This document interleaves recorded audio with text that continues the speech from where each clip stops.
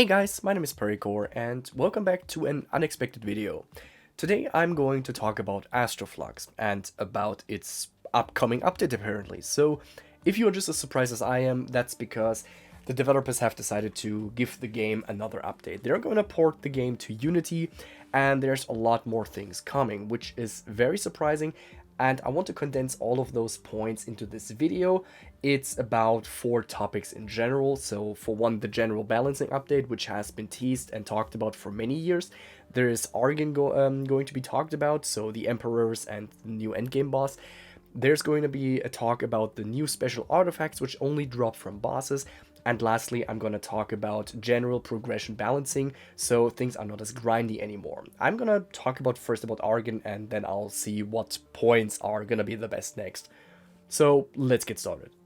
Also, a quick note beforehand, I'm also going to give my input and my opinions on a lot of these topics, so they will be squeezed in between. It's purely my opinion, it's nothing factual, it's just what I think about the upcoming stuff.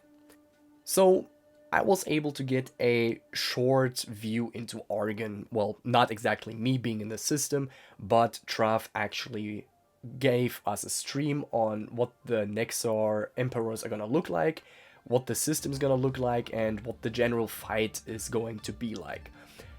Admittedly, it was just very short and it can be condensed into 3 things. So, first of all, the Emperors have a total combined health, from what I saw or heard, of about 1 billion, so that's quite a bit. Also, they're gonna be, well, as already known, 3 Emperors. One of them is gonna be a sort of blade type kind of ship, which debuffs your damage and, well, deals racking up damage. Then there's also gonna be a Nexar, which is gonna fire plasma torpedoes in a very significant spread, and getting hit by one of those torpedoes is basically just gonna be a death sentence unless you have a very tanky ship. And, well, very lastly, there's gonna be one Nexar, which is basically the Shadow without the stealth and without the bombs, which, well, I'm gonna talk about. The fight itself seems very complicated because the Nexar Emperors have some invulnerabilities. So basically there's one Nexar which has invulnerability to corrosive energy but is only susceptible to kinetic, and that counts for the other ones as well, except, it's the other damage types. So you would have to use a total of 3 damage types, or 3 players who use 3 different damage types. At least that's what I have been seeing, basically. Another thing I have heard, but have not really seen, is if you don't manage to kill them all 3 at the same time, they're gonna heal back up, so you have to take them down anew, which just feels like a really weird mechanic in my opinion, and just draws out the fight in an exceptionally weird way. And, well, like I said, the stats already are exceptionally bad. So, as example, you have the Plasma Torpedo guy, which is just exceptionally ass to deal with, while other guys like the Shadow type of ship just basically does nothing, and you just sit there and circle him like you do with some other enemies in the. Now, it is important to say that they're gonna be balanced and nerfed probably, because as they stand right now, there is just way too many stats taken into account. You have to do a very tactical approach, and just the sheer damage of the Plasma Torpedo guy is very overpowered. So even the most seasoned players with the best artifacts and the best tactics are just gonna be very overwhelmed by this. But even after they get toned down, I do believe they're gonna be very endgame exclusive. So only the players with the best artifacts or the best ships and the best tactics, and maybe a clan that really holds their back, are gonna be able to really take them down. So just like I said in the stream, and maybe the one or other person has also heard that, now I can basically watch myself become irrelevant vertically instead of diagonally, and this just feels really bad to me. This is what I preferred about the actual old Astroflux, the retro style, where bosses gradually got more difficult, but you weren't exactly falling behind. Now, moving on to the next topic, which is about the boss-specific artifacts. You can see them on the screen and you can look over them. I tried to make them as big as possible so I can fit all of them. It was kind of difficult, of course. Now, you can see there's a lot of boss-specific artifacts which can be more or less powerful. One of the most powerful ones, I think, is the Advectorian Kinetic Intensifier, which just straight up makes the Gatling gun to a godlike weapon.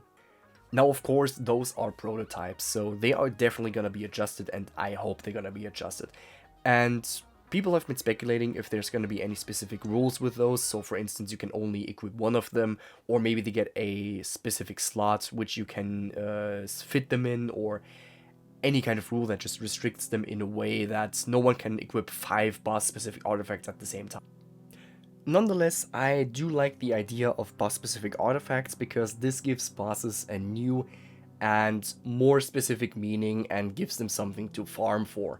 Now, given of course they are not 100% drop chance and are gonna be a rare drop or something like this, which is something I have been thinking about, whether they are gonna be a rare drop or if they're gonna be guaranteed to drop on the first kill, I don't know. Now, the next topic is about the preliminary balancing patch, which has been talked about many years ago by the community and by the moderators, and has recently been revived in order to give the game another balancing patch. Now, this is of course not guaranteed, and any values one can see in the spreadsheet are not definitive, so anything that is being talked about is more of a suggestion rather than it has to be this way. Now, some of these balance patches or balance suggestions are somewhere along the lines of nerfing the Vindicator, nerfing certain weapons, giving other weapons more love and giving them some buffs, and just generally looking how to improve the game in general, both in the economic way, as well as artifacts, ships, weapon balance, and just general mechanics. I do hope they're gonna make something good out of it, and I decided to stay out of it for now. I did already give my input on, or by saying that I think it's important to first balance the core game in order to actually evaluate which weapons, which ships are actually overpowered and overperforming and which ones aren't. Because right now you can not really determine it as well, because some players are just going to be automatically more powerful by having better artifacts in this regard. The next one has worse artifacts but has better artifacts in another way. So there's that. And jumping to the last topic, and this is more of a short one, it has been talked about that we want to improve the game on a more grindy or less grindy factor. So basically we want to make, for instance, resets cost only 25 flux. We want to make sure that farming for resources is easier, or rather the upgrades not being as expensive.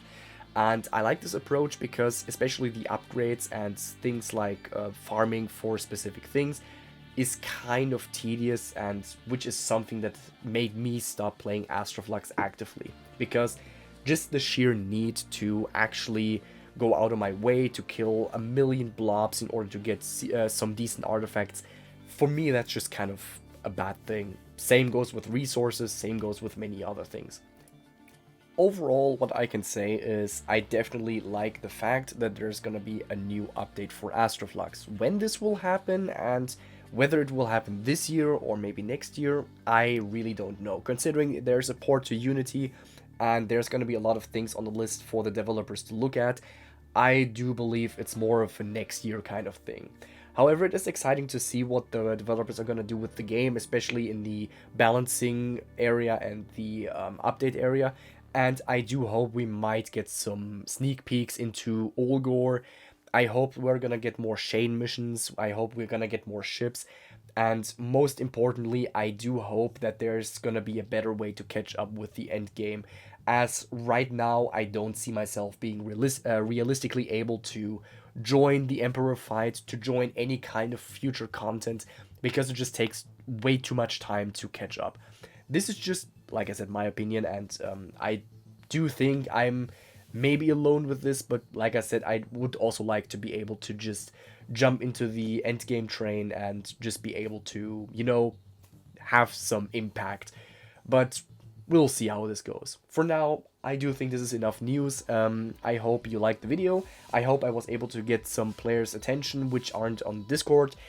And yeah, maybe some others, old players, whoever that might be, maybe the Zen, maybe Draconis, you know, those old season players who aren't around anymore. I hope they see this video and maybe they decide to join the Astroflux Discord, which I also put in the description as a link. I will also put the preliminary balance patch into the description, and well, yeah, that's basically it. So for now, I'm gonna say have fun in Astroflux. Definitely check the game back out again, get some new stuff, and we'll see each other in the next video.